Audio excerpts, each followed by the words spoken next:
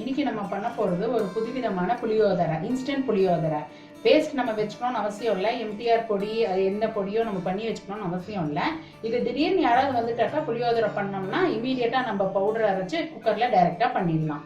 இதுக்கு தேவையான ஐட்டம் என்னன்னாக்கா 200 கிராம் அரிசி வச்சுருக்கேன், நல்லா களைஞ்சு ஊற வச்சுருக்கேன். 200 கிராம் அரிசி, அப்புறம் 2 டீஸ்பூன் உளுத்தம்பருப்பு, 2 டீஸ்பூன் கடலைப்பருப்பு, 2 டீஸ்பூன் கொத்தமல்லி விதை, 1 டீஸ்பூன் மிளகு, 1/2 டீஸ்பூன் ஜீரகம் எடுத்துக்கோங்க.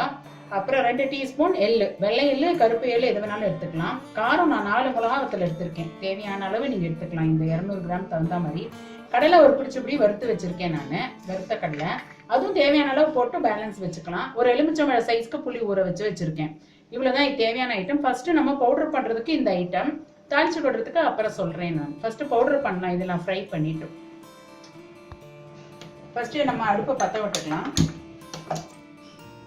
இதுல கொஞ்சோண்டு ஒரு 1/4 டீஸ்பூன் எண்ணெய் விட்டுருக்கேன். இது வறுக்கிறதுக்கு நல்லெண்ணெய். எள்ளை தவிர எல்லாத்தையும் வறுக்கலாம். கடலைப்பருப்பு, உளுத்தம்பருப்பு, மிளகு, கொத்தமல்லி விதை, ஜீரகம் இதை போட்டுன்னு வறுத்துக்கலாம். எண்ணெய் காஞ்சிடுத்தோ இதை போட்டுக்கலாம்.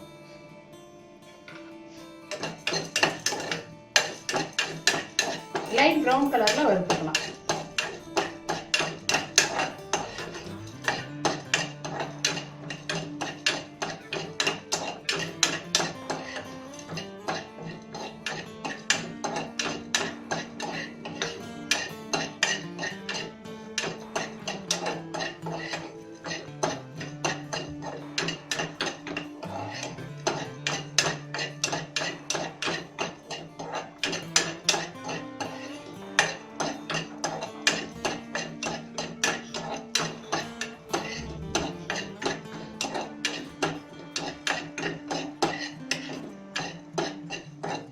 லைட்டா ப்ரௌன் ஆயிடுது.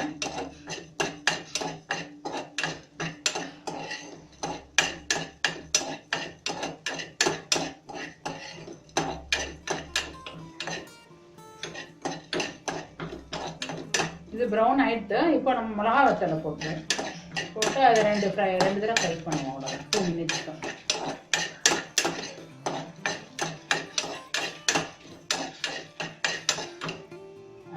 இதை மிக்ஸி ஜார்ல போட்டு வச்சுக்கோம். இந்த கடலைப்பருப்புலாம் இப்போ மிக்ஸி ஜார்ல போட்டு வச்சுட்டாச்சு. இப்போ அடுத்தது எள்ளை வறுத்துக்கலாம். அதே குக்கர்ல எள்ளை வறுத்துக்கலாம். எள்ளு கொஞ்சம் வெடிக்கிற அளவுக்கு வறுத்துக்கலாம்.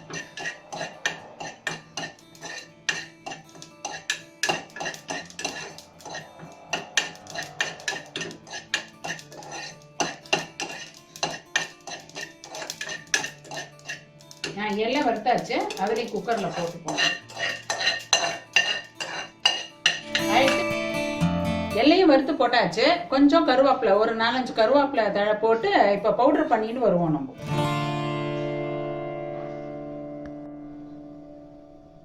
அடுப்பு பத்த விட்டாச்சு. இப்ப 2 டீஸ்பூன் நல்லெண்ணெய் விட்டுப்போம். நல்லெண்ணெயில பண்ணாதான் நல்லா இருக்கும் டேஸ்ட் புளியோதரை. 2 டீஸ்பூன் நல்லெண்ணெய் விட்டுப்போம். கடுகு, 1 ஸ்பூன் உளுத்தம்பருப்பு, கடலைப்பருப்பு 1 ஸ்பூன்,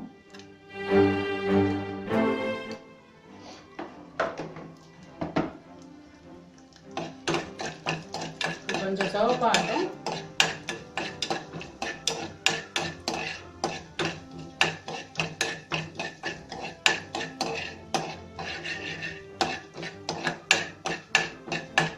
இந்த ரெசிபி ரொம்ப ஈஸி. நம்ம பேஸ்ட் ஃப்ரிட்ஜில் வச்சு அதை அப்பப்போ கலந்து அதெல்லாம் பண்ணிக்கணும்னு அவசியம் இல்லை. ரெடிமேட் பவுடரும் வாங்கணும்னு அவசியம் இல்லை.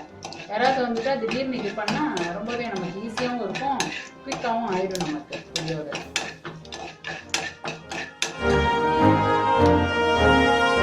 இது வதங்கிட்டோ மிளகா வத்தல் போடுவோம். மிளகா வத்தல் ஒரு 10 கருவேப்பிலை,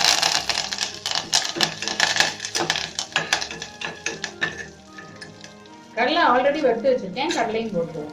வேணுங்கிற அளவு கடலை போட்டுருவோம்.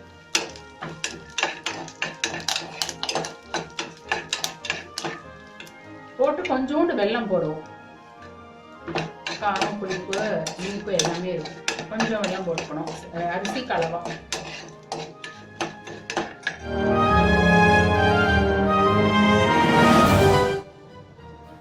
எல்லாம் வறுத்த உடனே எவ்வளவு புளி கரைச்சி வச்சிருக்கேனோ எவ்வளவு தண்ணி வேணுமோ அந்த அரிசிக்கு அதை புளி தண்ணியா ஊற்றணும்.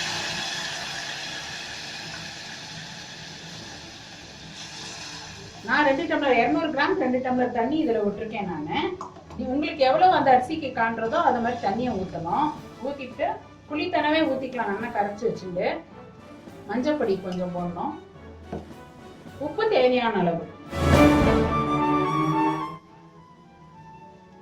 உப்பு தேவையான அளவு,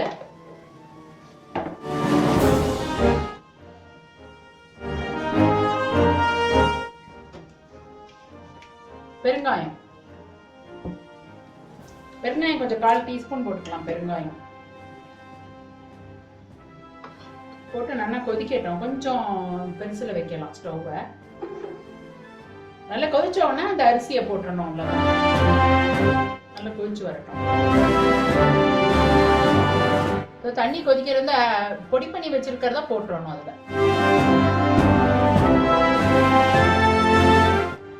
அது கொதிக்கும் போது இந்த பொடியும் போட்டு இன்னும் ஒரு 2 மினிட்ஸ் கொதிக்கட்டும். அது கொதிச்ச உடனே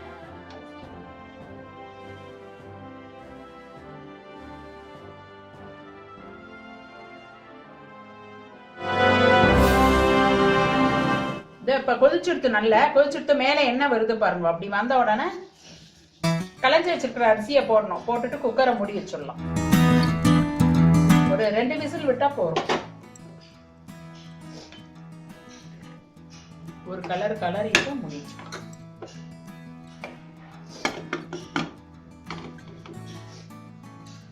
2 விசில் விடணும். 2 விசில் விட்டோம்னா ஆஃப் பண்ணிடலாம்.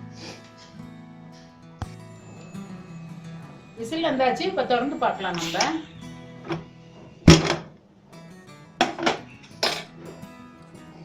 இங்க பாருங்க, சூப்பரான புளியோதரை ரெடி ஆயிடுது. ஃபர்ஸ்ட் உங்களுக்கு எடுத்துக்கும் போது கொஞ்சம் கிரேவி இருக்கிற மாதிரி தான் இருக்கும். ஆற வச்சுட்டாக்கா நல்லா ஆயிடும். இது மாதிரி உதிர உதிரா ஆயிடும். இந்த ரெசிபி நீங்க வீட்டுல பண்ணி பாருங்க அவசியம். பிடிச்சிருந்தா லைக் பண்ணுங்க, கமெண்ட் பண்ணுங்க, ஷேர் பண்ணுங்க. சப்ஸ்கிரைப் பண்ணாதவங்களா சப்ஸ்கிரைப் பண்ணுங்க. நாளைக்கு வேற வீடியோல சந்திப்போம் இதே மாதிரி ரெசிபியோட.